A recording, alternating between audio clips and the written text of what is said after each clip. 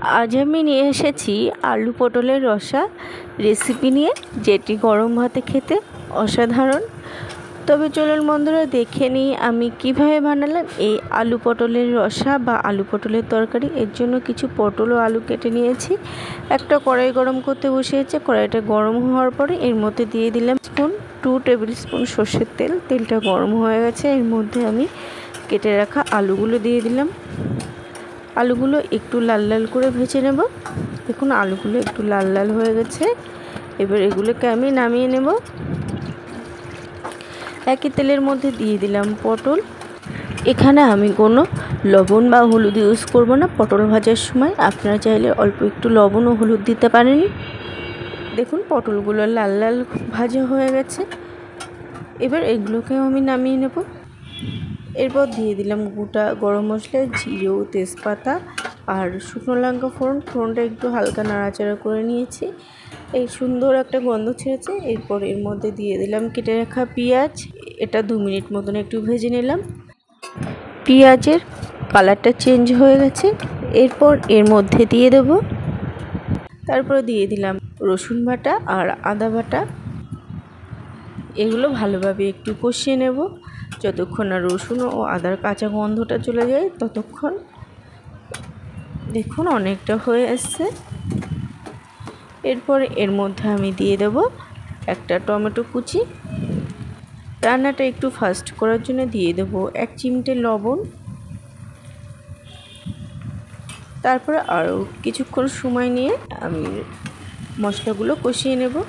এরপর এর মধ্যে আমি দেব কিছু গুঁড়ো মশলা।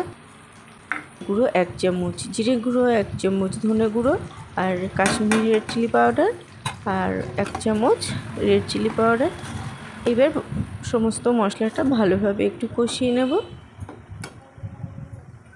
দেখুন মশলাটা থেকে তেল ছেড়েছে, মানে মশলাটা কষানো হয়ে গেছে। এরপর দিয়ে দেবো ভেজে রাখা আলু ও পটল। আলু ও পটলের সাথে মশলাটা আর একটু ভালোভাবে কষিয়ে নেব। এই কষানোর ওপরেই কিন্তু নির্ভর করবে তরকারির স্বাদটা কত টেস্ট হবে। আর পটলগুলো একটু লাল লাল করে ভাজতে হবে, তাহলে আলু পটলের তরকারির টেস্টটা ভালো হয়। এরপর দিয়ে দিলাম পরিমাণ মতন জল। জল দিয়ে একটু ভালোভাবে মিশিয়ে দিলাম।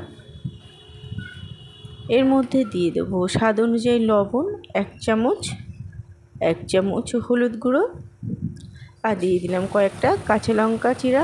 এবার ফুটিয়ে রান্না করে নেব। আপনারা চাইলে এখানে ঢাকা দিয়েও রান্না করতে পারেন। রান্না হতে হতে আমি একটা মশলা বানিয়ে নেব। এর জন্য একটা প্যান গরম করে নিয়েছি। 1 চামচ ধনে ও কয়েকটা শুকনো লঙ্কা একটু নাড়াচাড়া করে নিলাম। তারপরে এর মধ্যে দিয়ে দিলাম দারুচিনি, এলাচ, লবঙ্গ আর জায়ফল আর একটু জয়িত্রী আর দিয়ে দেবো কিছু গোলমরিচ। এগুলো একটু ভাজা করে নেব। আর দিয়ে দিলাম 1 চামচ জিরে ও 1 চামচ মৌরি। এবার সমস্ত মশলাটা একটু হালকা লাল করে ভাজা করে নেব। নিয়ে নামিয়ে ঠান্ডা করে একটা ফাইন একটা মশলার পেস্ট করে নিয়েছি। এদিকে দেখুন তরকারিটা অনেকটাই হয়ে আসছে। এর মধ্যে দিয়ে দিলাম সে ভাজা করে রাখা মশলা। তো রেডি হয়ে গেছে আলু পটলের রসা। তো বন্ধুরা রেসিপিটা আপনাদের কেমন লাগলো কমেন্ট করে জানাবেন। আজ এই পর্যন্তই, আবারও হাজির হব অন্য কোনো রেসিপির সাথে।